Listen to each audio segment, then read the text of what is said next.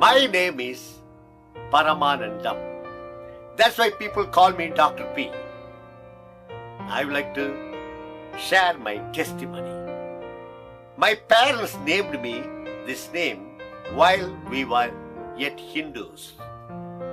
Paramanandam means heavenly joy. But I never had heavenly joy in my life. I was a Hindu and I used to go to Hindu temples and sit hours together and meditate on Hindu gods. But I was not satisfied with the Hindu gods because I wanted to live a holy life. But the gods I was worshipping, they are living in sin. When I read about Hindu gods, I read Hindu gods, they themselves are fighting each other, stealing and telling lies and having many wives. So I started thinking, what is this? God means God must be holy.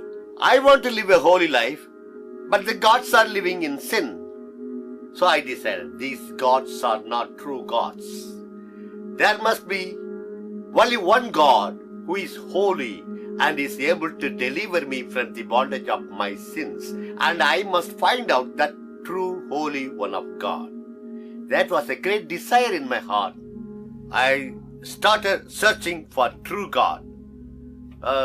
So I started reading some religious books.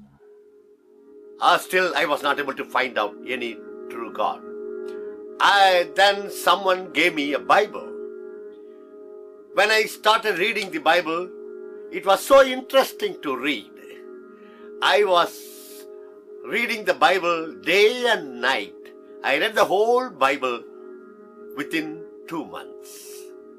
When I read the Bible, I came to a conclusion that Jesus Christ is true God. That was the time my father was suffering from throat cancer and was not able to speak for many days. At the time, some Christians came to my house and prayed for my father. When they prayed, instantly a kind of blood and pus came out from my father's mouth and started speaking. My father told, "Oh, now I am speaking. Jesus Christ is true God." So my father told, "Let's all take baptism." It was in 1966. 9 of us took baptism. My father, my mother, my brothers, my sister, my grandmother, all 9 of us took baptism in 1966. We were baptized without salvation experience because we did not know about salvation. Nobody told us about salvation. But we just believed Jesus and took baptism in 1966. In 1969, a man of God from America, Mr. Hubert Mitchell, came to India and preached gospel message in my city. He played accordion and sang songs and preached the gospel message. When he preached, God spoke to me and convicted of my sins. When he gave altar call, I raised my hand and went into the front. I knelt down and confessed my sins with tears. I wept like a child for my sins.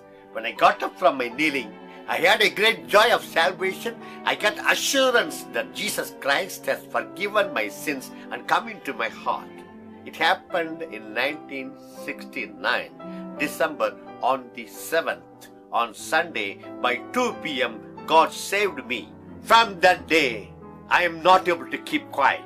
I started sharing about my salvation experience to others. My parents got saved. My brothers, my sister all got saved.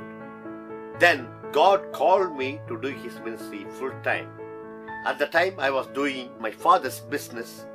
We were manufacturing, packing materials and supplying to some companies. I was earning a lot of money in that business. That was the time God called me to do His ministry full time. While I was listening to a message, a man of God who was preaching, he called my name, Paramanandam. Will you not feed my sheep? Paramanandam, will you not do my ministry? So I quit my business and went to the Bible college. I studied 5 years, then I started preaching the gospel in the streets. I play accordion, my wife sings songs in the streets. When the people gather, then we preach the gospel. Through the street preaching, some people got saved. Through that people, we started our church in my house. It was in 1978, December on the 10th. 12 people came to my house. With those 12 people, we started our first worship service in my house. Day by day, many Hindus were getting saved and started coming to my house. Then there was no space to sit in my house. So we bought a piece of land and put a small thatched hut and coconut leaves on the top, and we were worshipping in it. Now we built a small church building. There are 200 people are coming to the church, and then God gave me vision to plant 1,000 churches in all over India. See, in India we have 1,600 languages. We cannot just go and preach the gospel in their languages because we don't know their languages. So we started our Bible college. We take committed young Christians from all over India who speak different languages. But we teach in English because all the students know English. When we are giving free food and accommodation for 3 years course, when they are graduated, then we are sending them back to their own places from where they have come to preach the gospel in their own languages and to plant churches where there is no church. In this way, by the grace of God, so far we have planted 133 churches. Hindus are very receptive to the gospel. When we preach about Christ, they are very hungry for God. They don't know who is real God. That is why they are worshipping many gods. When we preach about Christ, then they realize this is the true God whom we are seeking for. Through my preaching, many Hindus are getting saved, but Hindu priests don't like it. Hindus are becoming Christians and they are losing their income in their Hindu temples. That's why they got angry with me and started persecuting me. Many times I was beaten. Many times they tried to kill me. I received 2 letters telling that they are going to kill me and drink my blood. I am not afraid of my death. Even if they kill me, I am sure I am going to be with the Lord in heaven. One day, anyway, we are going to die. Let me die for Jesus. So, please pray that God may provide funds to plant 1,000 churches in all over India in my lifetime. This is my humble request. May God bless you.